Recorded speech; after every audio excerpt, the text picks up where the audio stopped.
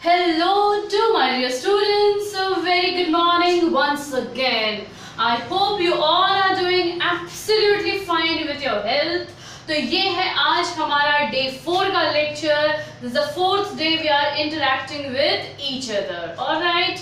तो जो हमने इसके प्रीवियस लेक्चर में पढ़ा था वो था रिगार्डिंग सेल वॉल के बारे में एंड रिगार्डिंग प्लाज्मा मेम्ब्रेन. बहुत इन डेप्थ स्टडी हमने उन दोनों के बारे में किया.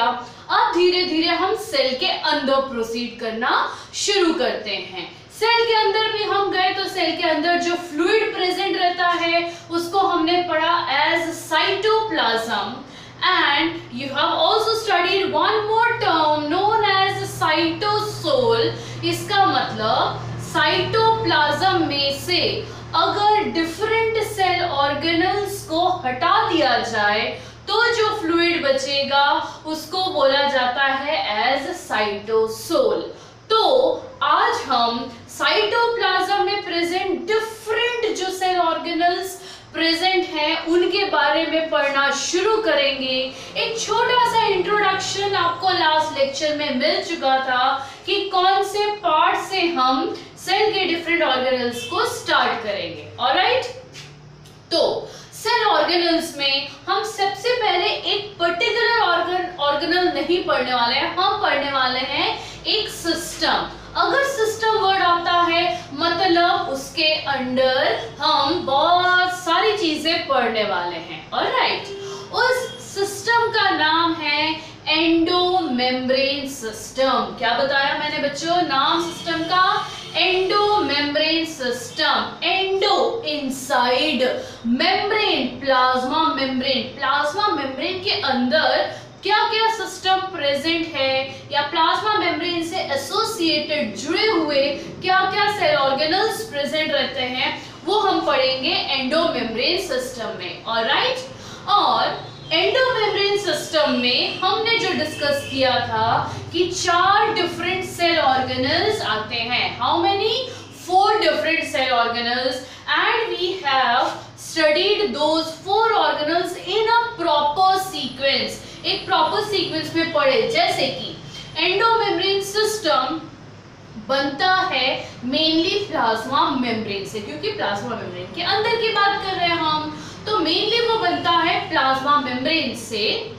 जो सबसे पहले सेल ऑर्गेनल जो प्लाज्मा मेम्ब्रेन से बनता है उसको बोला गया है as endoplasmic reticulum. What's its name? Endoplasmic reticulum. Endoplasmic reticulum से further next set of cell organelle बनता है जिसको हम पढ़ेंगे एज गोल्जी कॉम्प्लेक्स या गोल्जी बॉडीज. गोल्जी बॉडी से फिर हम पढ़ेंगे वैक्यूल्स बनते हैं एंड लाइसोसोम्स बनते हैं. ऑलराइट, तो ये 4 चीजें endoplasmic reticulum, Golgi complex, vacuoles and lysosomes, ये 4 डिफरेंट सेल ऑर्गेनल मिलकर बनाते हैं एंडोमेम्ब्रेन सिस्टम. तो चलिए आज हम स्टार्ट करते हैं एंडोमेम्ब्रेन सिस्टम के बारे में पढ़ना. और फर्स्ट पार्ट हम जिसको स्टार्ट करेंगे that is endoplasmic reticulum. You can see on my background some theory is given as well as one diagram is given. Now students, सिर्फ हम सेल ऑर्गेनल पढ़ रहे हैं, रादर सेल पूरा पढ़ रहे हैं, उसके कंपोनेंट्स पढ़ रहे हैं, तो मोस्ट ऑफ द कंपोनेंट्स के diagram it is very important. ठीक है, तो डायग्राम जरूर समझिए, उसको बनाइए, उनको प्रैक्टिस करिए. मोस्ट इंपॉर्टेंटली उनकी लेबलिंग समझिए, क्योंकि क्वेश्चन आता है डायग्राम दे दिया, लेबल ABCD. अब उनसे पूछते हैं कि आप बताइए ABCD का लेबल क्या है, क्या बताते हैं. तो दैट मीन्स आपको डायग्राम को भी बहुत प्रिसाइसली समझना है, पढ़ना है. अब सभी डायग्राम से बच्चों नहीं आते हैं क्वेश्चंस. जहां डायग्राम पे ज्यादा एम्फेसिस नहीं दिया जाता क्वेश्चन पे, वहां पे हम भी ज्यादा एम्फेसिस नहीं देंगे. इनफैक्ट जिस पर आएंगे क्वेश्चन उसको जरूर हम समझेंगे. ठीक है, now let us start with the first part that is endoplasmic reticulum. Now in short हम आगे उसको हमेशा पढ़ेंगे एज ER. ठीक है बच्चों, अब जो एंडोप्लाज्मिक रेटिक्यूलम होता है वो बनता प्लाज्मा मेम्ब्रेन से है और वो साथ ही साथ हेल्प करता है सेल के अंदर से सेल के शेप को मेंटेन करने में. सेल के बाहर कौन शेप को मेंटेन करता है? Cell wall. ऑलराइट, सेल के अंदर फिर ऐसा कौन सा कंपोनेंट है जो कि सेल के शेप को मेंटेन करके रखता है? That is endoplasmic reticulum. Therefore it has given two names. One name is written over here as endoskeleton of cell. क्या नाम लिखा मैंने?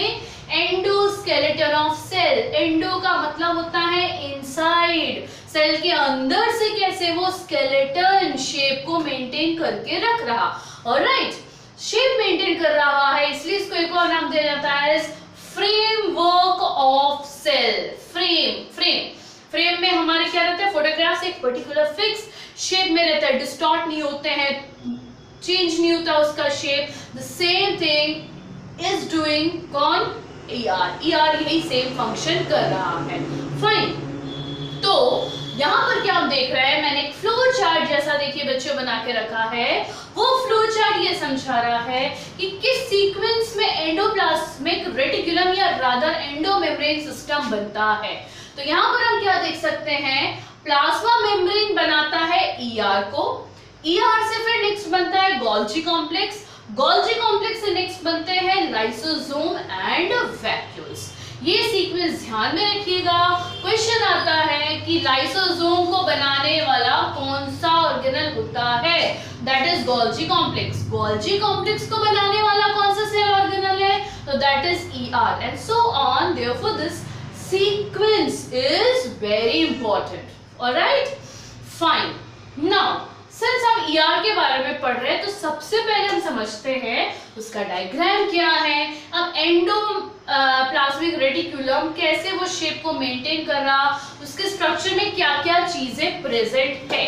अब इसका डायग्राम पढ़ने के पहले एक चीज ध्यान रखिए, थोड़ा सा सिंपल हो जा रहा है आप लोग को कि जो ER का डायग्राम है बिल्कुल वैसा ही डायग्राम हम पढ़ेंगे गोल्जी कॉम्प्लेक्स में भी। That means only one diagram will help to understand ER and Golgi complex, although there is some difference that I will be telling you कि क्या difference है ER and Golgi complex के particular diagram में। Fine, तो now let us proceed to the different components, different parts of ER। तो हम पहले यहाँ पर ये डायग्राम पे थोड़ा फोकस करते हैं। ये जो डायग्राम बनाया है, अगर आप एब्रप्टली देख रहे हैं तो कुछ भी नहीं समझ में आएगा। कुछ लंबा लंबा सा फ्लैट जैसा बना दिया, कुछ ऐसा सर्कुलर लाइक स्ट्रक्चर बना दिया, तो उसको अपन समझते हैं। जो ER होता है वो एक ही डायग्राम जैसा स्ट्रक्चर नहीं है, इसमें 3 कंपोनेंट्स होते हैं। कितने कंपोनेंट्स? 3। उन 3 कंपोनेंट का नाम है, number 1 component it is cisternae, second component it is vesicle and the third component is tubule। क्या क्या नाम लिया बच्चों? Number 1 it is cisternae, second one vesicles, third one tubule। अब हम समझते हैं क्या क्या है। तो हम देखते हैं cisternae को मैंने किस चीज को लेबल किया है। So in this diagram what you can see is some इस तरह से elongated flat like structure दिख रहा है आपको बच्चों। फ्लैट लाइक स्ट्रक्चर जो कि पैरेलली एक के ऊपर एक अरेंज्ड है, इनको नाम दिया गया है एज सिस्टर्नी। फाइन, उसके आसपास ऐसे ओवल शेप के जो स्ट्रक्चर है उनको नाम दिया है एज वेसिकल्स एंड छोटे छोटे से ऐसे ट्यूब लाइक स्ट्रक्चर जिनमें ब्रांचिंग प्रेजेंट होती है उनको नाम दिया है as tubules. So in case of ER what you can see is there are 3 different components in ER. Those 3 components are cisternae, long flat like structures which are present parallelly to each other. इस flat structure के पास round vesicle like structure है, oval shaped structure known as vesicles and some branched tubular structure present known as tubules। ठीक है, तो बिल्कुल वही point यहाँ पर लिखा हुआ है that cisternae, many flat disc shaped unbranched structures are present which are arranged parallelly to each other। The next one tubules, the tube like structure है, branched होता है। irregular का मतलब कोई उसका proper shape नहीं है branching होने के कारण। and the third one vesicles which are the oval, small oval shaped structures, इनको बोला गया है एज वेसिकल्स। बच्चों क्लियर? क्या क्या हमने 3 कंपोनेंट पढ़ लिए? यही 3 component with the same name, cisternae, tubules and vesicles, हम पढ़ेंगे गोल्जी कॉम्प्लेक्स में। ठीक है, तो ये तो सिमिलैरिटी हो गई between ER and Golgi complex में, बट डिफरेंस, क्वेश्चन मार्क आना चाहिए कि डिफरेंस तो होगा जरूर। डिफरेंस स्ट्रक्चर वाइज में ये है कि ईआर में ये तीनों स्ट्रक्चर, चाहे सिस्टम में हो, ट्यूब्यूल्स हो, वेसिकल हो, ये थोड़े थोड़े से दूर रहते हैं, एक दूसरे के साथ एसोसिएटेड नहीं है। But in case of Golgi complex, all the 3 structures they are present in a combined form, वो एक साथ जुड़े हुए होते हैं। ठीक है, इसे नाम दिया कॉम्प्लेक्स, क्योंकि एक साथ कॉम्प्लेक्स में होते हैं ना बहुत सारे फ्लैट्स एक साथ प्रेजेंट है। यहाँ को फ्लैट समझ लीजिए, एक फ्लैट है सिस्टम में, एक है वेसिकल, एक है ट्यूब्यूल्स, वो सारे एक साथ कॉम्प्लेक्स में प्रेजेंट है in case of Golgi complex। But in case of ER, these 3 components are present separately to each other. Fine, all right, point समझ में आया? कहाँ सिमिलैरिटी है, कहाँ डिसिमिलैरिटी है? स्ट्रक्चर के बेसिस पर। आगे हम इनके फंक्शन के बेसिस पर भी डिफरेंस देखेंगे।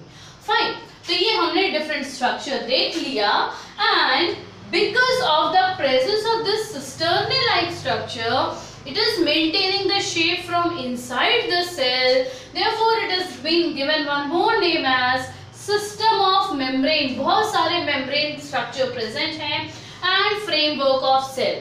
अच्छा बच्चों, membrane word जरूर ध्यान रखिएगा जब हम cell organelles पढ़ रहे हैं। रीजन, cell organelles मतलब हमेशा उनके बाहर मेम्ब्रेन प्रेजेंट होगा, और मेम्ब्रेन वर्ड आया मतलब it is always selectively permeable. Membrane word कहीं भी आता है, it is always selectively permeable in case of living form. ठीक है, चाहे वो प्लाज्मा मेम्ब्रेन हो, चाहे कोई भी सेल ऑर्गेनल हो, उनके बाहर जो मेम्ब्रेन प्रेजेंट, उसके बाहर जो आउटर लेयर है उसको बोला गया है membrane, and membrane it is always of which nature? Selectively permeable nature. Alright बच्चों, यहाँ तक पॉइंट आपको क्लियर है? समझ में आया क्या क्या कंपोनेंट्स है और कैसे ईआर बनता है? ठीक, अब हम नेक्स्ट प्रोसीड करेंगे to different types of endoplasmic reticulum. किसके बारे में पढ़ेंगे? Different types of endoplasmic reticulum. Now अगर हम टाइप की बात करें तो जब राइबोसोम्स के से रिलेटेड करेंगे इसका क्लासिफिकेशन, तो what we will be studying next is types of ER on the basis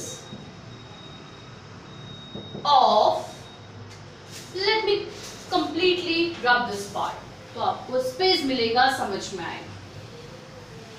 Now what I am discussing on the basis of presence or absence of absence of ribosomes, ER are of how many types? I have written here, they have been classified into 2 different types. ठीक है, so on the basis of presence or absence of ribosomes, ER, they are of 2 types, and the name of those 2 types are, number 1, rough endoplasmic reticulum. In short, it is denoted as RER, RER. And the second one, rough का opposite word आ जाएगा smooth, smooth endoplasmic reticulum। तो सबसे पहले तो ये समझिए कि ER को अगर क्लासिफाई किया तो किस बेसिस पर क्लासिफाई किया, और अगर बेसिस पता चल गया तो कितने टाइप के ER होते हैं। So on the basis of presence or absence of which structure? Ribosomes. ER has been classified into two different types. The name of those two different types are number one, rough endoplasmic reticulum, and the second one is smooth endoplasmic reticulum. अब rough और smooth क्या बात करते हैं, हम बोलते हैं rough surface, smooth surface. बिल्कुल बच्चों, वो भी वही वैसी चीज अपन यहाँ पर पढ़ने वाले हैं. तो कैसे पढ़ते हैं, तो एक काम करते हैं, फटाफट मैं यहाँ पर इस तरह से कॉलम बनाती हूँ जिसमें हम डिफरेंस पढ़ेंगे RER का और SER का. ठीक है, फाइन. चलिए, तो पहला पार्ट जो नाम दिया है एज रफ एंड स्मूथ, वो डिपेंड करता है सिस्टरने के स्ट्रक्चर पे. तो देखिए मैंने यहाँ एक सिस्टरने बना दिया. ठीक, सिस्टरने का आउटर सरफेस जिसको हम क्या बोलते हैं, मेम्ब्रेन. ओके, अगर ऐसा एंडोप्लाज्मिक रेटिक्यूलम या फिर ऐसा सिस्टरने जिसके की सरफेस पर आपको इस तरह से ग्रैन्यूल लाइक स्ट्रक्चर दिख रहा है जिसको बोला जाता है एज राइबोसोम, वो अगर दिखेगा तो क्या है, इसका सरफेस ये ग्रैन्यूल प्रेजेंट होने के कारण क्या स्मूथ रह गया, नहीं, वो रफ हो गया. तो अगर राइबोसोम प्रेजेंट है on the surface of सिस्टरने, the surface has become rough, such type of ER is known as rough endoplasmic reticulum. And ऐसे ही अगर एक सिस्टरने बना है, उसके सरफेस पर राइबोसोम है ही नहीं, तो उसका सरफेस कैसा रहा, smooth. such type of ER is known as smooth endoplasmic reticulum. Is it clear? तो सबसे पहला डिफरेंस आएगा in case of RER, ribosomes are present on the surface of ER, particularly which part, that is cisternae. So such type of ER is known as RER.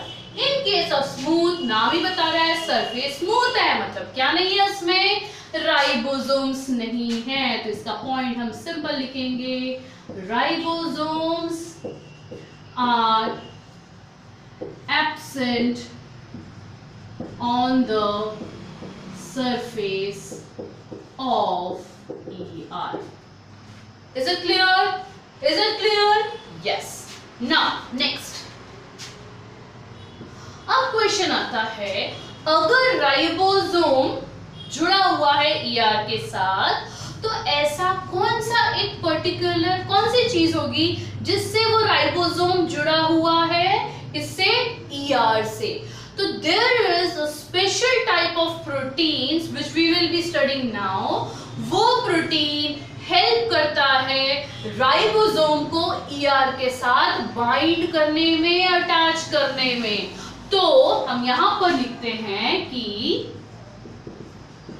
Ribosomes are attached to ER by proteins, and the name of those two proteins are ribofourin 1 and ribofourin 2. बच्चों नए नाम आ गया, ध्यान से. ठीक, तो क्या पढ़ा, क्या हमने सबसे पहले क्या पढ़ा, ER के सरफेस पे अगर राइबोसोम है तो उसको हमने RER का. अब डेफिनेटली कोई चीज तो होगा जो कि राइबोसोम को अटैच करने में हेल्प करेगा सरफेस के साथ. ठीक है, तो वो अटैचमेंट में कौन हेल्प करता है, प्रोटीन मॉलिक्यूल. कितने प्रोटीन मॉलिक्यूल, 2 प्रोटीन मॉलिक्यूल. क्या नाम है उनके, ribophorin and ribophorin 2. Perfect, done. Proceed करें. सेकेंड पॉइंट, आप मुझे खुद बताइए, SER में क्या राइबोसोम 1 and 2 प्रेजेंट होगा. क्या पूछा मैंने, SER में राइबोफोरिन 1 and 2 प्रेजेंट होगा क्या. तो आप आंसर आपकी तरफ से आ चुका होगा मे बी. नहीं मैम, अगर राइबोसोम ही नहीं है SCR में तो दैट मीन्स राइबोसोम को अटैच होने की जरूरत ही नहीं है, तो डेफिनेटली SER में हमें राइबोफोरिन 1 and 2 भी नहीं दिखेगा। Exactly, so we will write ribophorin 1 and 2 are absent, क्योंकि राइबोसोम ही नहीं है तो राइबोफोरिन की जरूरत भी नहीं है। ठीक, ये पॉइंट क्लियर हो गया आपको। तो हमने देखा स्ट्रक्चर वाइज क्या डिफरेंस है और वो राइबोसोम को अटैच करने में कौन सा प्रोटीन हेल्प करता है। अब आते हैं इसके फंक्शन। ठीक, तो बच्चों जो राइबोसोम होता है उसको सेल का एक और नाम दिया जाता है। Ribosomes they are also called as protein factory of cell. क्या नाम बताया मैंने?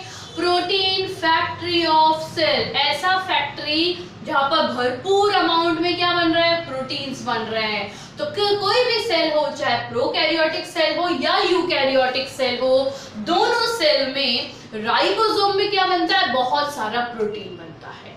अब ऐसा ER जिसके साथ राइबोसोम जुड़ा हुआ है, डेफिनेटली वो ER भी क्या करेगा? प्रोटीन सिंथेसिस करेगा।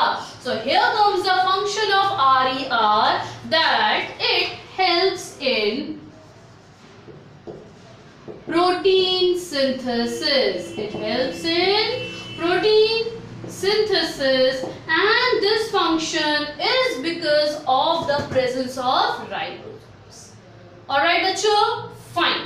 तो अब अपन यहाँ पर आते हैं SCR में। SCR में तो अब राइबोसोम्स है नहीं प्रेजेंट। फाइन, अब अगर राइबोसोम नहीं है मतलब वो प्रोटीन नहीं बना रहा, तो क्या कोई काम होगा नहीं? No no no no no, never think like that. Cell के अंदर, सेल इतनी ऐसी चीज है कि उसके अंदर जो भी है सबसे वो काम करवाता है।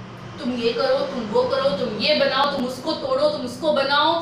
तो डिसिमिलरली जैसे RER प्रोटीन बनाने में काम कर रहा है, SER दो चीज को बनाता है। एक है लिपिड्स और दूसरा है कार्बोहाइड्रेट। तो हम यहां लिखेंगे help in lipid and carbohydrate metabolism. Help in lipid and carbohydrate metabolism. Is it clear, students? So RER is involved in protein synthesis. On the other hand, SER it is involved in lipid and carbohydrate metabolism. All right. Now, since RER में हमने कहा ribosome present है और वो कहां पर present है? Cisternae में। इसलिए in case of RER more cisternae are present, whereas in case of SER more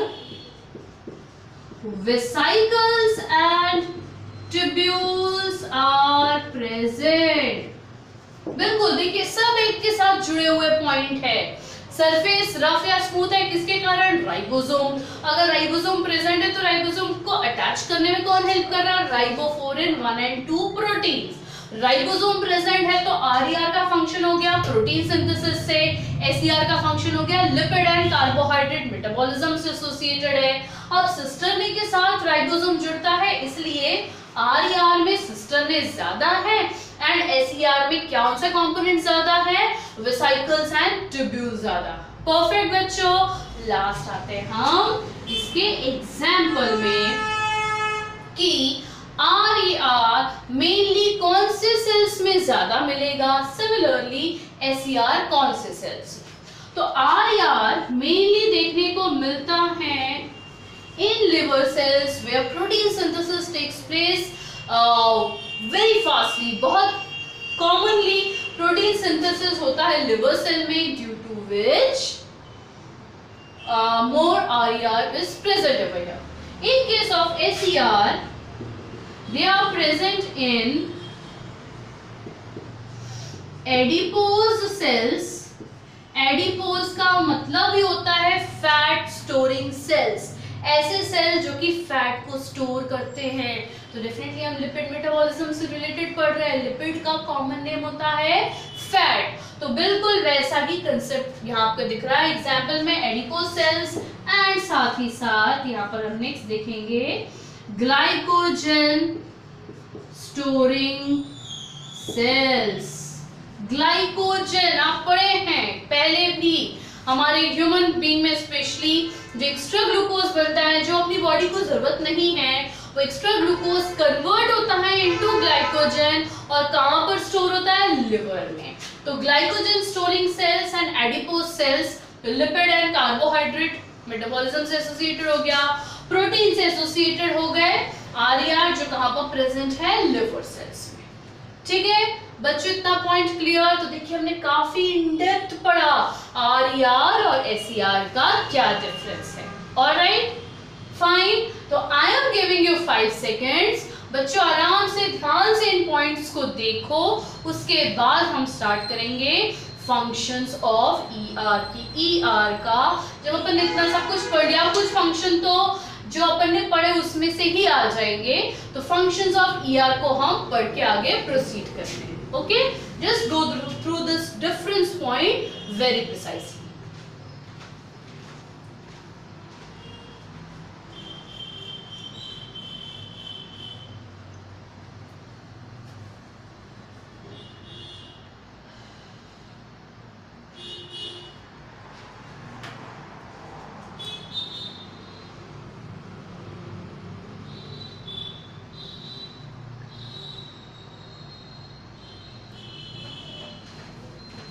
alright बच्चों, तो आई होप आपने ये पॉइंट्स देखा होगा, इनको और अच्छे से डेप्थ में समझिए, कोरिलेट करो। हमेशा बायोलॉजी में सबसे अच्छा कंसेप्ट होता है एक तो समझो और कोरिलेट करो, जोड़ो, कड़ियों को जोड़ोगे आप, एक के बाद स्टेप आप इजीली आपको सॉल्व होता जाएगा। Fine, so now let us start with the functions of ER.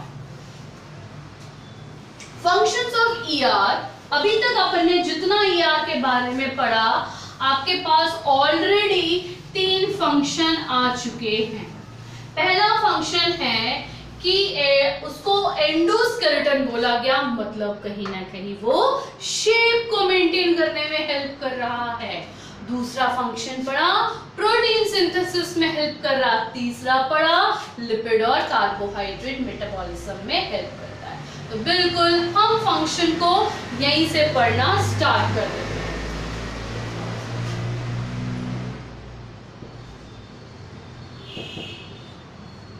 Function, the first function, it helps in maintaining the shape of cell. It helps in maintaining the shape of cell. मैं bracket में लिख दे रही हूँ, कौन से word से related आ जाएगा? That is known as endoskeleton of cell या फ्रेमवर्क ऑफ सेल। तो बच्चों ये पॉइंट क्लियर हो गया? ठीक, प्रोसीड करते हैं हम। Helps in protein synthesis, helps in protein synthesis. कौन सा ईआर हेल्प करता है प्रोटीन सिंथेसिस में? तो that is RER. On the other hand, it also help in lipid and carbohydrate metabolism। तो बता दीजिए यहाँ ब्रैकेट में मैं क्या लिखूंगी? यहाँ पर आ जाएगा SER। Is it clear? Fine, done. तो ये दो कॉमन तो फंक्शन हमने पढ़ा है। अब हम आगे बढ़ते हैं एडिशनल फंक्शन के बारे में। ठीक है, एडिशनल फंक्शन जो हम यहां पर देखेंगे, that ER helps in intracellular exchange of materials. तो क्या वर्ड मैंने लिखा यहां पर? Intracellular exchange exchange of material, break करते हैं वर्ड को, इंट्रा विदिन सेल्यूलर सेल, एक ही सेल के अंदर अगर जैसे आर्या उसने क्या बनाया, प्रोटीन, उस प्रोटीन को उसको ईआर से कहीं और भेजना है तो उसको ट्रांसपोर्ट करने में भी कौन हेल्प करेगा, ईआर हेल्प करता है। Therefore it helps in intracellular exchange of materials. Is it clear बच्चों? नेक्स्ट प्रोसीड करते हैं to the another function as vesicles. They help in formation of, जल्दी बताइए, हमने फ्लो चार्ट पढ़ा था जिसमें देखा था plasma membrane, ER, Golgi complex, उसके बाद मैंने दो चीजें क्या लिखी थी, जल्दी जल्दी जल्दी लिखा था मैंने, लाइसोसोम और वैक्यूल। लाइसोसोम जो होता है सर्कुलर स्ट्रक्चर, वैक्यूल जो होता है सर्कुलर स्ट्रक्चर। ईआर में कौन सा अपना थोड़ा सा सर्कुलर एंड ओवल स्ट्रक्चर देखा, वो था वेसिकल्स। तो basically vesicles they help in formation of lysosomes, ठीक। तो ईआर का वो स्ट्रक्चर जो लाइसोसोम बनाने में हेल्प करता है उसको बोला गया है as vesicles. Is it clear? Fine. And next हम एक एडिशनल फंक्शन पढ़ने जा रहे हैं जो कि SER से एसोसिएटेड है। क्या है वो चीज, मैं यहां लिखती हूं, SER, it contains a cytochrome P450 which helps in detoxification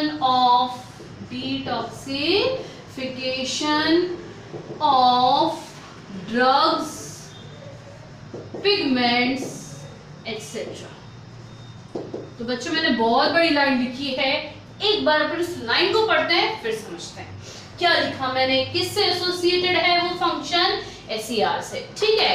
RER का मेन काम रहता है पूरा प्रोटीन से रिलेटेड, क्योंकि RER में प्रेजेंट है राइबोसोम, तो इसलिए वो सिर्फ और सिर्फ प्रोटीन सिंथेसिस वाले काम से ही जुड़ा हुआ रहता है।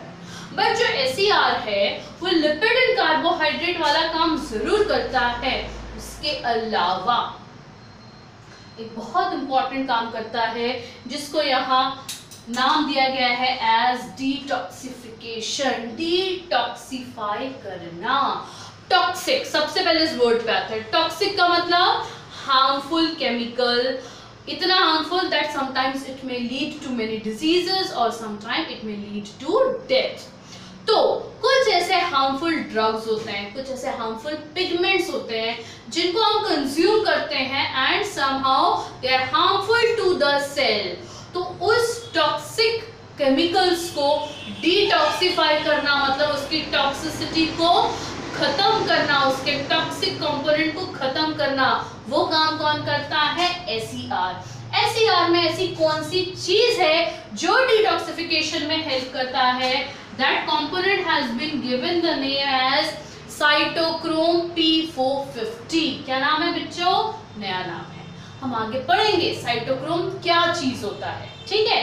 अभी आप सिर्फ ये कंपोनेंट ध्यान रखो कि SER में एक साइटोक्रोम नाम का कंपोनेंट होता है, साइटोक्रोम P450, जिसका एक एडिशनल काम क्या है, वो हार्मफुल ड्रग्स, हार्मफुल पिगमेंट्स को क्या करता है, डिटॉक्सिफाई करता है, उसके टॉक्सिक इफेक्ट को नलीफाई करता है। Is it okay?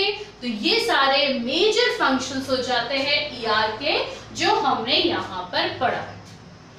Alright, okay. Now students, one more thing I want to tell you, when you go through this part और आपके पास नोट्स है, आप ये दोनों चीजें जब पढ़ेंगे, कई बार कुछ नए टर्म आपको मिलेंगे पढ़ते पढ़ते, और वो टर्म ऐसे रहेंगे कि मैंने यहाँ पर अभी उनको डिस्कस नहीं किया। तो सबसे पहले आ जाएगा ये क्या चीज है, ये क्या टर्म आ गया, ये तो मैम ने अभी उसके साथ समझाया नहीं, कैसे मैं समझूं, ये छूट गया है। नो नो नो, रिलैक्स, बिल्कुल भी आप टेंशन मत लेना, टेंशन जाएगा पेंशन लेने, ठीक है। When I am here, so don't worry, you will be taught each and every word, but sometimes कुछ वर्ड का अभी जरूरत नहीं होता है, वो हम बाद में पढ़ेंगे एंड देन को रिलेट करेंगे. सो जैसा कि मैंने कहा, I am here, then you don't have to worry anything. आपको एक एक चीज समझाई जाएगी, एक एक चीज आप प्रॉपरली क्रिस्टल क्लियर समझेंगे, एक एक वर्ड को समझेंगे. बाई चांस पढ़ते वक्त कुछ टर्म अगर छूटता है, नो प्रॉब्लम, लीव असाइड. तो ध्यान रखिएगा कि ये पॉइंट छूटा है, वो पॉइंट कहीं ना कहीं अपन जरूर पढ़ेंगे जब उसकी जरूरत होगी पढ़ने की. ठीक है बच्चों, फाइन. तो यहाँ पर जब फंक्शन हमने पढ़ लिया ER को, here we complete the complete ER point. ER क्या चीज है, कैसे बनता, प्लाज्मा मेम्ब्रेन से क्या कंपोनेंट्स रहते, क्या शेप के रहते, कितने टाइप के ER है, किस बेसिस पर क्लासिफाई किया, वो दो अलग अलग टाइप के जो ER है वो क्या क्या काम करते हैं, और बेसिकली पूरा ER का फंक्शन क्या रहता है. Is it okay? Again I am giving you just 5 seconds. इतने पॉइंट्स को फटाफट आप देखो. 5 सेकंड में 5 पॉइंट है, 1 सेकंड में 1 पॉइंट. यस, स्पीड इतनी ही मेंटेन करनी पड़ेगी, तभी जाकर हम नीट के एम को अचीव कर पाएंगे. ठीक है, जैसे ही आप ये फंक्शन कंप्लीट करेंगे, हम ER से नेक्स्ट एसोसिएटेड जो ऑर्गेनल है उसको स्टार्ट करेंगे, जिसका नाम है गोल्जी कॉम्प्लेक्स. सो 5 सेकेंड्स, 5 पॉइंट्स, क्विक.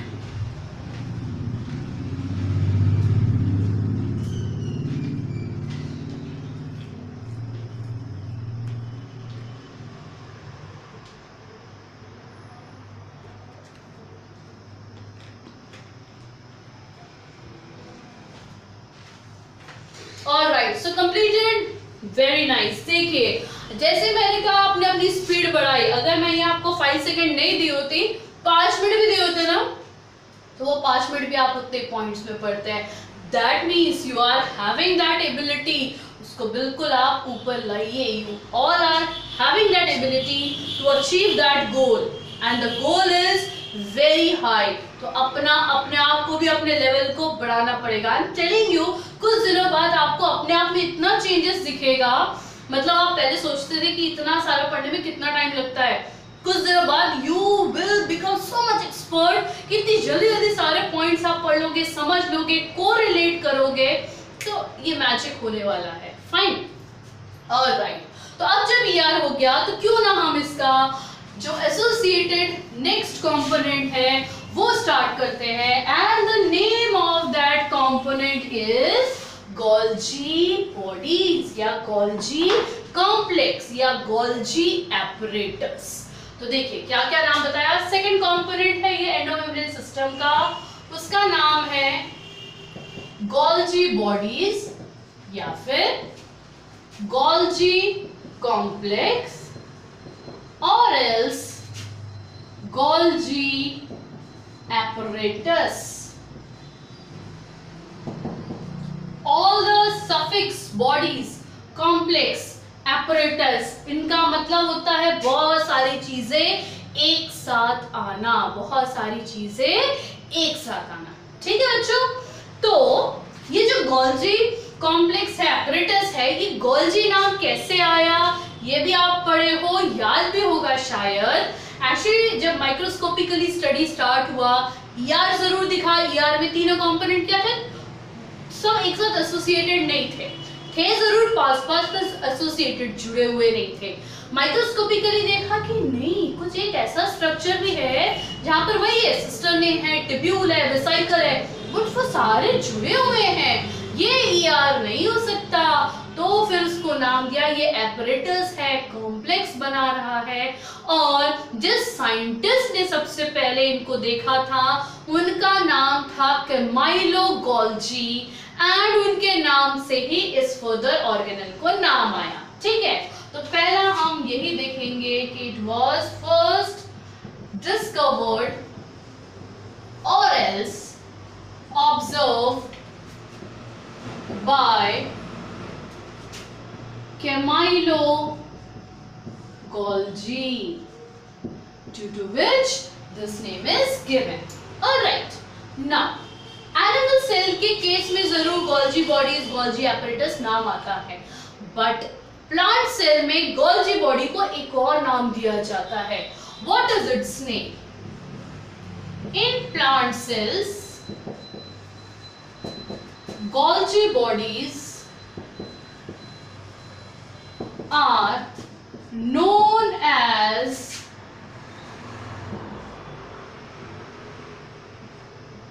डिक्टायोसोम्स. ध्यान से, ये टर्म हम पढ़े हैं जब अपन सेल वॉल पढ़ रहे थे कि सेल वॉल के लिए जो कंपोनेंट चाहिए है वो बनता कहां पर है? वो था प्लांट गोल्जी बॉडीज या डिक्टायोसोम्स. याद आया बच्चों वो पार्ट? भूलना नहीं है, भूलोगे भी नहीं. अपन बार बार वो सारी चीजें पढ़ेंगे ना, अपने आप आपको वो वर्ड याद होता जाएगा. ठीक है, तो Golgi bodies animal cell, Golgi bodies of plant cell dictyosome. बच्चों का क्लियर? प्रोसीड करें हम आगे. चलो प्रोसीड करते हैं. प्रोसीड कैसे करेंगे? वापस से हम प्रोसीड करते हैं इसके कंपोनेंट्स पे.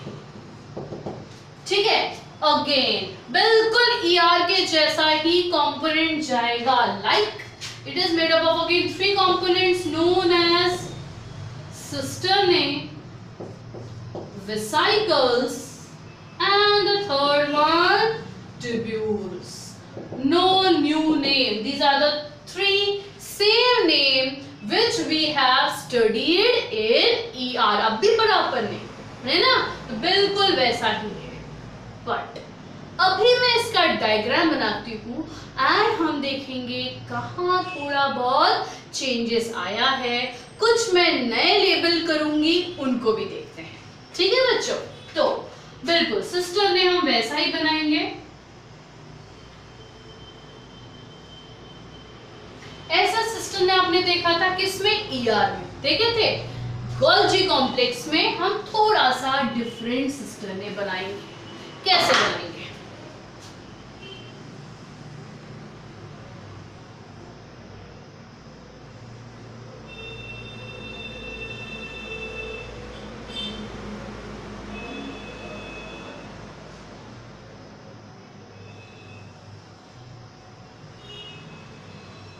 ओके, तो मैंने यहाँ बना दिए सिस्टर ने. कुछ डिफरेंस दिख रहा है?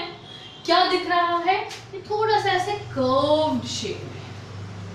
ठीक है, ईआर में हमने देखा था इस तरह का स्ट्रेट था, बट यहाँ पर स्ट्रेट ना होकर देयर इज सम कर्वीनेस.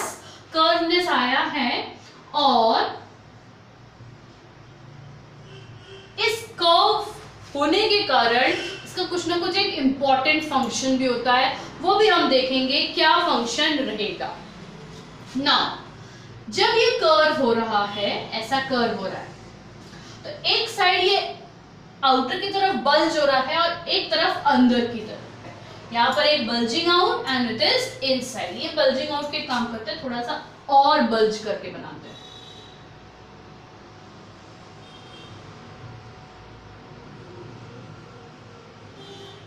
ठीक है, सो वन पार्ट जो ये बल्ज बाहर हो रहा है, एक थोड़ा अंदर की जा रहा है. जो बाहर की तरफ होता है उसको पढ़ेंगे एज कॉन्वेक्स सरफेस एंड वो पार्ट जो अंदर की तरफ है उसको पढ़ेंगे एज कॉनकेव सरफेस. जो बल्ज हो रहा है आउटर की तरफ कॉन्वेक्स, जो अंदर की तरफ जा रहा है कॉनकेव.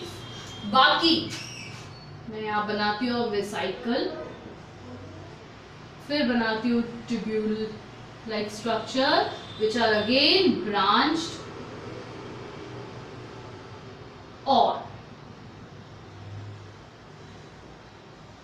ये सारे के सारे एसोसिएटेड होकर एक कंप्लीट स्ट्रक्चर बना रहे हैं. मतलब ये सब एक दूसरे के साथ जुड़े हुए हैं, एसोसिएटेड है. ठीक, तो क्या क्या बनाया? ये हो गया आपका सिस्टर्नी, ये हो गए वेसिकल्स, ये हो गया ट्यूब्यूल्स. सिस्टर्नी का वो पार्ट जो बाहर की तरफ बल्ज आउट है उसको कॉन्वेक्स सरफेस बोला है, जो अंदर की तरफ गया उसको नाम दिया है कॉनकेव सरफेस। अब हम दो नाम और पढ़ने वाले हैं। जो कॉन्वेक्स सरफेस है, this is also given the name as cis face. क्या नाम दिया बच्चों? Cis face. और जो कॉनकेव सरफेस है इसको नाम दिया है एज ट्रांसफेस। क्या नाम दिया? ट्रांसफेस। तो नए नए नाम पढ़ रहे हैं, ये नए नाम को आप फोकस करेंगे। The bulging out part is known as convex surface, this is known as cis face. And जो अंदर की तरफ है उसको नाम दिया, सरफेस को नाम दिया concave surface known as trans face. तो बेसिकली जो गोल्जी कॉम्प्लेक्स होता है, Golgi complex, it help in modification of biomolecules like protein, lipid and carbohydrate into दो चीज बनाता है, glycolipid and the second one is glycoprotein.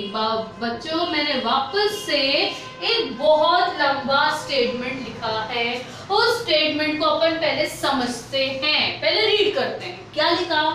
Golgi complex का main काम क्या है? अब अपन ने ईआर पढ़ा, ईआर का काम, आरईआर का काम प्रोटीन बनाना, एसईआर का काम लिपिड एंड कार्बोहाइड्रेट बनाना। हो गया था इतना। ये जो गोल्जी कॉम्प्लेक्स का है वो प्रोटीन को, उस लिपिड को, उस कार्बोहाइड्रेट को जो कि ईआर से आ रहा है उसमें थोड़ा चेंजेस लाता है, मॉडिफिकेशन लाता है। तो it help in modification of biomolecules like protein, lipid and carbohydrate into, कौन से मेनली वो दो मॉलिक्यूल बनाता है? वो दो मॉलिक्यूल का नाम है एज ग्लाइकोलिपिड पहला, और दूसरा है एज ग्लाइकोप्रोटीन। मतलब दो कंपोनेंट साथ में आ रहे हैं। Glyco word refers to carbohydrate, lipid तो लिपिड ही है, तो कार्बोहाइड्रेट और लिपिड मिल जा रहे हैं और वो मॉलिक्यूल बना रहे हैं ग्लाइकोलिपिड। सिमिलरली कार्बोहाइड्रेट और प्रोटीन जुड़ जा रहा और वो बना रहा है ग्लाइकोप्रोटीन। तो ये मॉडिफिकेशन हुए, चेंजेस आए मॉलिक्यूल में, यही काम कौन करता है? Golgi bodies. फाइन, यहाँ तक क्लियर? तो गोल्जी बॉडी का स्ट्रक्चर क्या है, कंपोनेंट क्या है, लेबलिंग्स क्या है, कौन सा सरफेस को क्या फेस नाम दिया है, ये आप ध्यान से पढ़ो। कल के लेक्चर में हम देखेंगे कि जब अपन पढ़ रहे सिस फेस है, ट्रांस फेस है, दो अलग अलग सरफेस है, कुछ ना कुछ तो जरूर होता होगा। तो ये फेस या ये सरफेस क्या काम करता है वो हम कल पढ़ेंगे, पर उसके पहले आप ये पार्ट को वापस से अच्छे से रिवाइज करेंगे। Is it okay बच्चों? Fine? Is it clear? तो go through complete part of ER and the introductory part of Golgi complex very nicely. We will see each other again tomorrow with the complete detail of Golgi bodies along with lysosomes. Alright?